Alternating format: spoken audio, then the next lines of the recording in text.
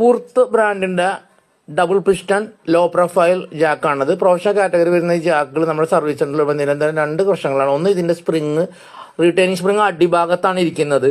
അതുകൊണ്ട് തന്നെ കമ്പനി ഈ ജാക്ക് ഡിസൈൻ ചെയ്തിരിക്കുന്നത് വളരെ നല്ല സർവീസ് സെൻ്റർ സ്റ്റൈലിലുള്ള ഫ്ലോറിൽ ഉപയോഗിക്കാനാണ്, ഒട്ടും അൺഈവൺ അല്ലാത്തതാണ്. അതേപോലെ ഇതിൻ്റെ ഫ്രണ്ടിലെ ഈ സാഡിലിൻ്റെ അടിയിലുള്ള ലിഫ്റ്റ് ആമിൻ്റെ അടിഭാഗം തേഞ്ഞ് കാലാന്തരത്തിൽ വിട്ടുപോകുന്നതും കാണാറുണ്ട്. ഇതിൻ്റെ കാരണം വെച്ചാൽ ഇതിൻ്റെ ലിഫ്റ്റ് ആമിൻ്റെ അടിയിൽ ഒരു സപ്പോർട്ടില്ല, വന്ന് റെസ്റ്റ് ചെയ്യാൻ ഒരു സപ്പോർട്ടില്ല. മറ്റു ജാക്കുകൾക്കൊക്കെ അങ്ങനത്തെ ഒരു സപ്പോർട്ട് കൊടുക്കാറുണ്ട്.